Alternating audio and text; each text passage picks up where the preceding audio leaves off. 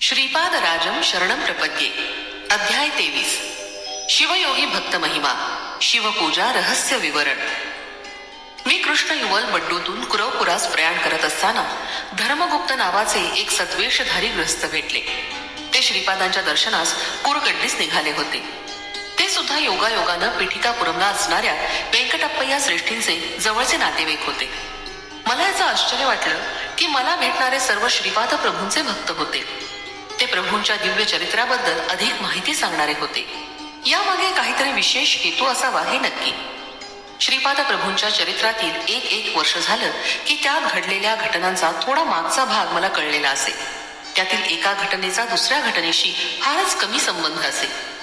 आतापर्यंत श्रीपाद प्रभूंच्या 10 वर्षांपर्यंत घडलेल्या लीलाच मला माहिती होत्या. त्या क्रमबद्ध पद्धतीनं त्यांच्याकडून मला कळल्या होत्या. मी मनात विचार केला की श्रीपादांच्या 11व्या वर्षातील लीला मला कळतील का? श्रीपाद प्रभू क्षण क्षण लीला विहारी आहेत. श्री धर्मगुप्त म्हणाले, अरे शंकर भट्टा, मी शिवभक्त आहे. श्रीपाद 11 वर्षाचे झाले असताना एके दिवशी त्यांच्या घरी एक शिवयोगी आला. तो अत्यंत विद्वान होता. तो केवळ करतल भिक्षाच घेत असे. तो आपल्याजवळ झोळी, भांड, थाळी असं काहीच बाळगत नसे.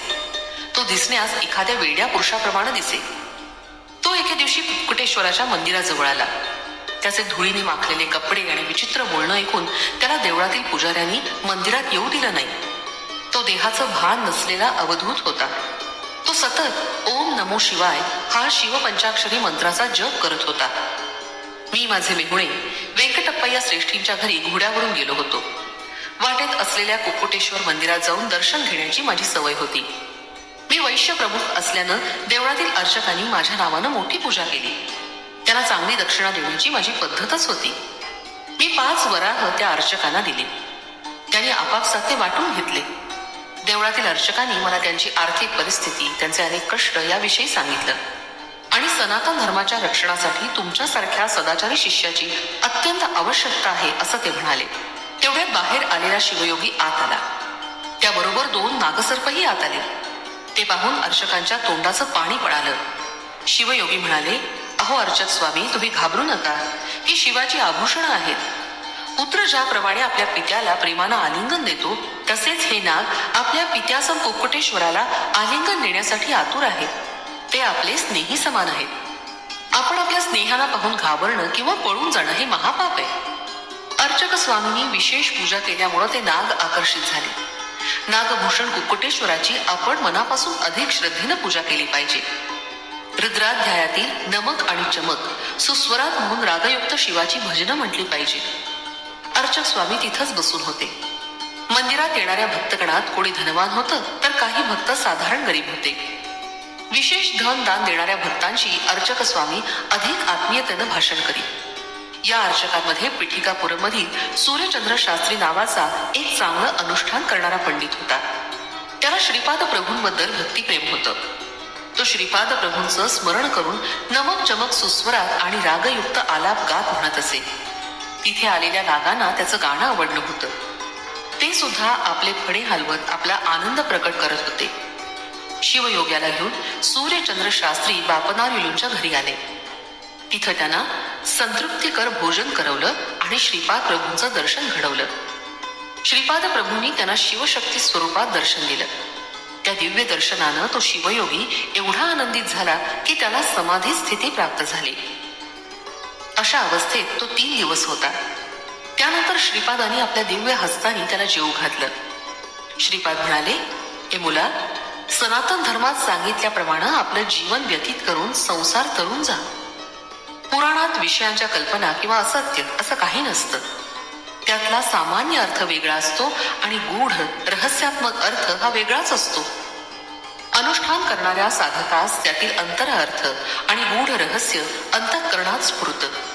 भूतकारकांना चंद्र सूर्यात सूर्य परमात्म्याचं प्रतीक आणि चंद्र मनाचं प्रतीक वाटतं. चित स्वरूप तेजस मनोरूप असणाऱ्यांना चंद्राशिवाय सृष्टिकार्य चालत नाही असं वाटतं.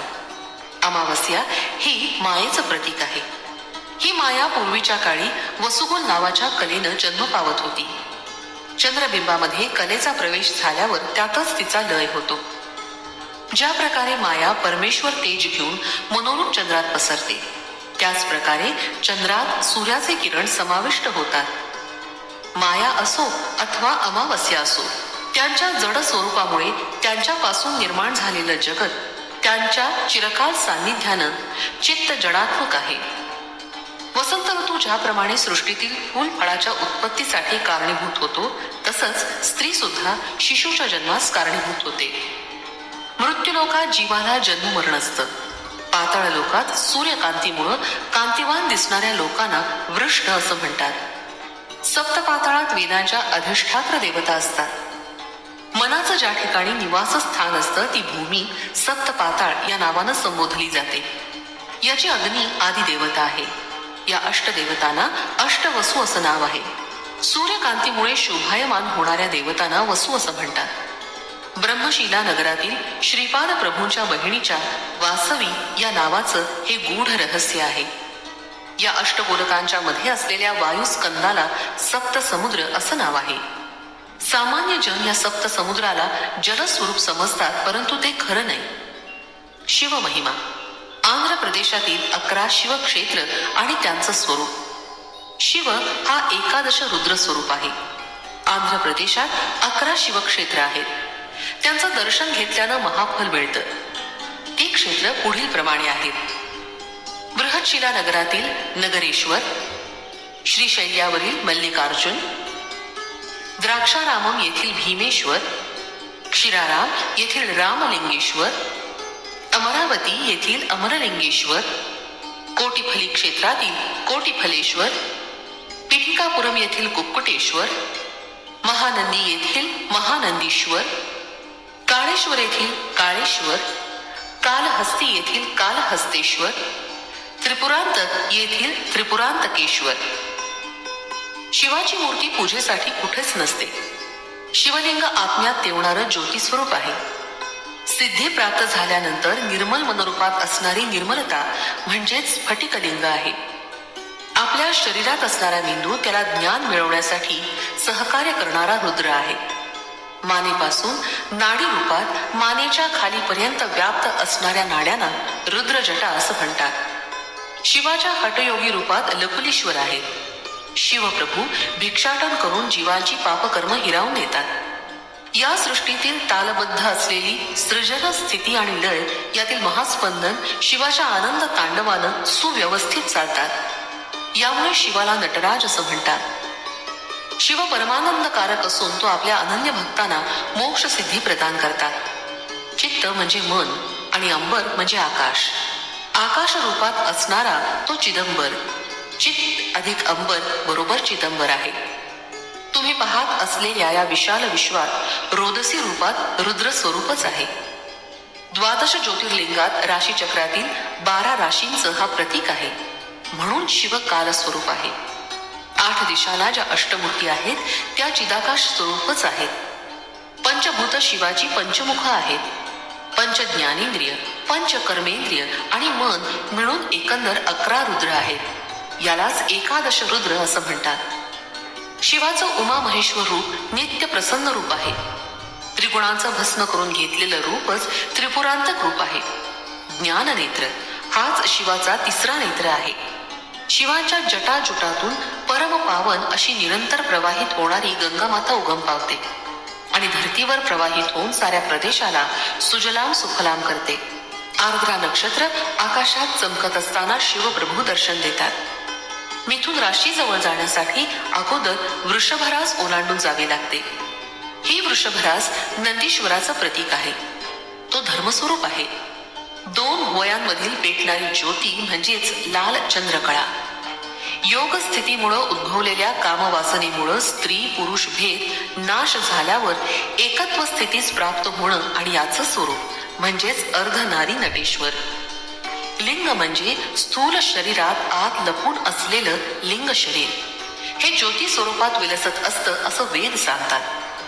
शिवपूजा रहस्य अनुष्ठान केल्यानं किंवा गुरुकटाक्ष असेल तरच समजतं. भौतिक रूपातील पिठापूर जसं आहे तसंच ज्योतिर्मय स्वरूप असलेलं स्वर्ण पिठापूर एक आहे. त्याला आणि श्रीपाद प्रभूंना जो निरंतर भजतो किंवा स्मरण करतो तो ज्ञानी भक्त श्रीपादांना जाणू शकतो. तो कितीही दूर असला तरी स्वर्ण पिठिकापुरातच वास करतो. अशा भक्ताला श्रीपाद प्रभू अत्यंत सुलभप्राय असतात. भौतिक पिठिकापुरम मधील कुक्कुटेश्वर मंदिरातील अर्चक स्वामी प्रमदगणांचे अंश रूपानं जन्माला आले होते. भूत प्रेत पिशाचादी महागण अनेक असतात. योगाभ्यास करणारे आणि श्रीपाद प्रभूंची आराधना करणारे भक्त त्या भूत प्रेतांना रोखून ठेवतात. हे सर्व अडथळे दूर करून जे भक्त श्रीपाद प्रभूंना येऊन भेटतात ते धन्य होतात. श्रीपाद प्रभू म्हणाले, माझ्या आजोळच्या घराच्या अंगणात एक मोठं संस्थान होणार आहे. असं अनेक वेळा मी सांगत आलोय. माझा संकल्प अमोघ आहे. मुंग्या जशा अगणित संख्येत असतात तसे माझे भक्त लक्षानुलक्ष आहेत. योगीगण माझ्या संस्थानाचं धर्मपालन योग्य रीतीनं करतील. कोण, किती जण, कुठून, केव्हा, कशा प्रकारे येणार हे मीच ठरवतो. पिठिकापूर इथं वास्तव्य केल्यावर श्रीपादांच्या संस्थानाचं दर्शन सर्वांनी केलंच पाहिजे. माझा अनुग्रह जे योग्य शिष्य आहेत त्यांनाच होईल. त्यांच्यावर मी अमृतवृष्टी करेन. अयोग्य व्यक्तीला माझं दर्शन मृगजळासारखं वाटेल. श्रीपाद श्रीवल्लभांचा जय जयकार असो. फलश्रुती ऐश्वर्य प्राप्ती.